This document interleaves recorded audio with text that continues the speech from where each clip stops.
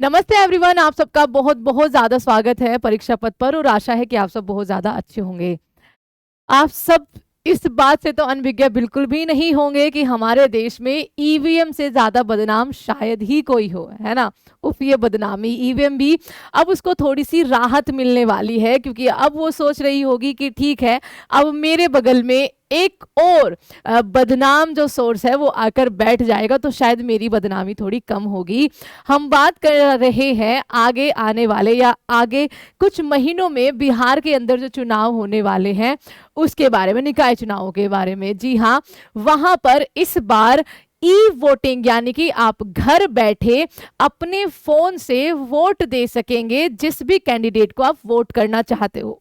अब देखिए, ये कॉन्सेप्ट आते ही सबसे पहले बात आई कि क्या ये सेफ रहेगा, क्या आपके पीछे, ठीक है, स्पेशली यूपी बिहार जैसे अगर हम क्षेत्रों की बात करें, क्या आपके पीछे कोई उसी पार्टी का बंदा डंडा लेकर नहीं खड़ा होगा। मैं डंडा यहाँ पर बहुत कम शब्द या फिर कहीं बहुत ही कम इंटेंसिटी से यूज कर रही होंगी कि भैया वोट देनी पड़ेगी तो हमारे ही कैंडिडेट को देनी पड़ेगी, क्योंकि जब आप बूथ केंद्र पर जाते हो वोट डालने तब समहाउ अंदर आप बिल्कुल अकेले होते हो वोट डालते टाइम। ठीक है, आपका मन करता है जिस पार्टी को वोट देने का, आप उसी पार्टी को वोट देते हैं, चाहे आप बाहर हर पार्टी के लिए कहे कि हम आपको वोट करेंगे। ठीक है, लेकिन क्या इस तकनीक के जरिए भारत डिजिटल हो रहा है, भारत में टेक्नोलॉजी बहुत ज्यादा आगे जो है वो आज के टाइम पे बढ़ रही है, लेकिन क्या ये जो technology e voting system in चुनावों में लाया जाएगा?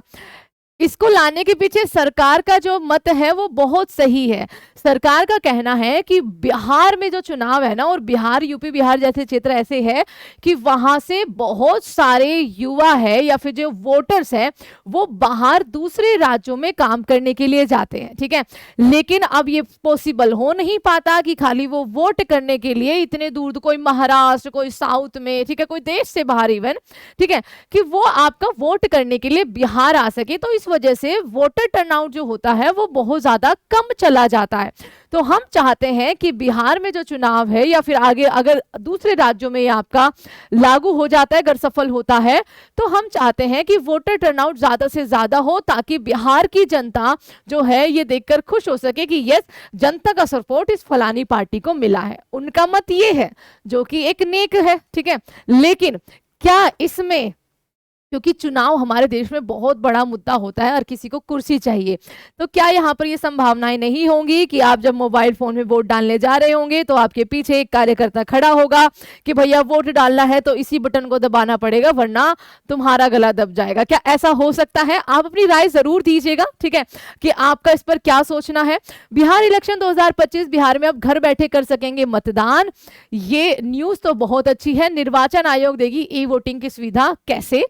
बिहार राज्य चुनाव और कैसे कैसे ये ई वोटिंग होगी, मैं आपको सारी चीजें इसमें बताऊंगी। और आखिरी में एक सवाल आपसे बहुत प्यारा सा पूछेंगे जो हर एग्जाम में पूछा जा चुका है, उसका जवाब जरूर दीजिएगा। बिहार राज्य निर्वाचन आयोग ई वोटिंग की शुरुआत करने जा रहा है जिससे मतदान प्रक्रिया आधुनिक, सुरक्षित और सुलभ हो जाएगी। यह पहल दिव्यांगजनों, वृद्धजनों, प्रवासी नागरिकों को ध्यान में रखकर जो है वो बनाई जा रही है ताकि वो घर बैठे आसानी से वोट कर सके। बिहार राज्य चुनाव, ठीक है, राज्य निर्वाचन आयोग की ई वोटिंग की पहल खास तौर पर दिव्यांगजनों, आपका मैंने बता दिया, प्रवासी नागरिकों को ध्यान में रखकर बनाई जा रही है। बिहार राज्य निर्वाचन आयोग स्थानीय निकायों, ठीक है, जो अभी स्थानीय चुनाव होने वाले हैं, आगामी नगर पालिका आम उप निर्वाचन 2025 के लिए, क्योंकि राज्य निर्वाचन आयोग इन्हीं के चुनाव कराता है, ठीक है, ये आपको ध्यान रखना है, इसके प्रयोग को लेकर तैयार है। राज्य निर्वाचन आयुक्त दीपक प्रसाद जी ने बताया है कि आयोग का सदैव यह प्रयास रहा है कि प्रत्येक मतदाता को स्वतंत्र, निष्पक्ष, पारदर्शी, उत्तरदायित्व और सुलभ मतदान प्रक्रिया जो है वो उपलब्ध कराई जाए। इसी उद्देश्य से ई वोटिंग का प्रयोग किया जा रहा है। जिन लोगों को बूथ में आने में कठिनाई होती है वैसे मतदाता घर बैठकर जो है वो आपका यहाँ पर वोट कर सकेंगे। अब ये कॉन्सेप्ट क्या है? उन्होंने कहा कि मतदाता शारीरिक कठिनाइयों के कारण बूथ पर नहीं आ पाते, ठीक है, कोई तो बिना मतलब में भी नहीं जाता है कि अरे कौन जाए इतनी दूर तक खाली वोट डालने के लिए, सारी सरकारें ऐसी ही है, सब ऐसे ही है, सब रिश्वत खाते हैं, तो इस वजह से वो घर पर ही रह जाते हैं। कई लोग भयभीत होते हैं। इसका कॉन्सेप्ट है कि घर में रहकर मतदान करना। ई वोटिंग के संबंध में दीपक प्रसाद जी का कहना है कि सबसे पहले रजिस्ट्रेशन करना होगा, सुरक्षा से अपनी सहमति देनी होगी। सहमति देने के बाद उन लोगों को रजिस्ट्रेशन करते हैं। रजिस्ट्रेशन के दौरान हमारे पास इलेक्टोरल रहते हैं जो हमारे पास फोटोग्राफ है, और अभी जो सेल्फी के माध्यम से आपके फोटोग्राफ लेते हैं, साथ में यह भी देखते हैं कि लाइव टेस्ट करके कि आप जीवित व्यक्ति हैं या फिर उस फोटोग्राफ के एपिक को, जो फोटोग्राफ है उसे एआई बेस्ड टेक्नोलॉजी से हम लोग मैच करते हैं। तो ये सुविधा आपकी दी गई है। अगर फोटो पुरानी है जी, फिर कैसे मैच करेंगे? उन्होंने बताया कि अगर ई पिक में, ठीक है, वो एपिक नहीं ई पिक ही था, अगर ई पिक में, ई पिक मतलब जो आपका इंटरनेट पिक आप इसको कह सकते हैं, ठीक है, ई पिक में पुराने भी फोटोग्राफ है, 2020-25 साल पहले की भी फोटोग्राफ है, तो एआई बेस्ड होने के कारण वह मैच हो जाता है। चुनाव आयोग में सब कुछ डिजिटल है। आज बूथ कैप्चरिंग तो छोड़ दीजिए, हालांकि चर्चा कहीं होती है, लेकिन सभी में पूरी पारदर्शिता बरती जा रही है। काउंटिंग में भी पूरी पारदर्शी व्यवस्था जो है वो की जाती है। अगर दो अलग अलग, ठीक है, दो अलग अलग मोबाइल ऐप विकसित इसके लिए किया गया है। निर्वाचन आयोग ने बताया कि नगर पालिका आम निर्वाचन और उप निर्वाचन 2025 के लिए दो अलग अलग मोबाइल ऐप विकसित किए गए हैं।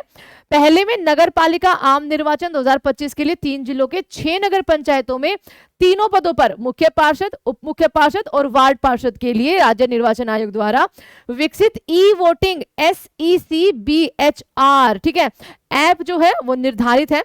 वहीं दूसरे में नगर पालिका उप निर्वाचन 2025 के लिए कुल 5 जिलों के लिए 6 नगर पालिकाओं के लिए राज्य निर्वाचन आयोग द्वारा विकसित ई वोटिंग SEC बिहार, ठीक है, ये आपका BHR है, यहाँ पूरा बिहार लिखा हुआ है, ऐप निर्धारित है। आयोग का दावा है कि इन दोनों ऐप को उपयोगकर्ता के अनुकूल बनाया गया है ताकि मतदान जो है वो आसानी से मतदाता आसानी से रजिस्ट्रेशन कर सके। कैसे करना है? निर्वाचन आयोग के अनुसार ई वोटिंग ऐप जो आपके यहाँ पर दोनों है, ठीक है, के माध्यम से मतदान करने के लिए एंड्रॉयड मोबाइल में मिनिमम हार्डवेयर और सॉफ्टवेयर इस प्रकार होनी चाहिए। एंड्रॉयड स्मार्टफोन हो आपके पास, एंड्रॉयड ऑपरेटिंग सिस्टम संस्करण 5.1 जो लॉलीपॉप यहाँ पर है या फिर उसके ऊपर का हो। मोबाइल के आंतरिक स्टोरेज में कम से कम 100 MB मेमोरी जो है वो आपकी उपलब्ध हो, 2 GB रैम या फिर उससे अधिक, 2 MP फ्रंट कैमरा या फिर उससे अधिक, 2 MP से तो ज्यादा ही होते हैं आज के टाइम पे। OTP प्राप्त करने के लिए और उसे सत्यापित करने के लिए मोबाइल में सक्रिय सिम कार्ड हो, एक इंटरनेट कनेक्शन हो, तो ये सारी चीजें आपके पास होनी चाहिए। तो आप उस ऐप को डाउनलोड जो है वो आराम से कर लेंगे। उसके बाद जस्ट आपका रजिस्ट्रेशन करना है। अब आपके लिए सबसे पहले हमारा सवाल जो हमें आपसे पूछना है कि भारत में सबसे पहले जो आपका ईवीएम मशीन है, ठीक है, सबसे बदनाम कोई है तो वो ईवीएम है। ईवीएम मशीन का प्रयोग आपका कहाँ किया गया था ये आपको बताना है, और इसके साथ साथ इस पर अपनी राय भी देनी है कि क्या घर बैठे या फिर जो ई वोटिंग सिस्टम लाया गया है कि मोबाइल रखिए आप वोट कर सकते हैं, ये एक नेक काम के लिए लाया गया है ताकि सभी वोटिंग कर सके जिनको बूथ में आने में दिक्कत होती है या फिर जो बाहर आपके दूसरे राज्यों में रहते हैं, या फिर इससे जो मैंने आपका कंसर्न उठाया है वो कंसर्न भी जायज है उठाना। आप अपनी राय यहाँ पर जरूर दीजिएगा। And thank you so much everyone. एक अच्छी पहल है राज्य निर्वाचन आयोग की बिहार के, बट देखते हैं कि ये कितनी सफल हो पाती है। एंड प्लीज फॉलो परीक्षा पाठ। Thank you so much everyone. जय हिंद।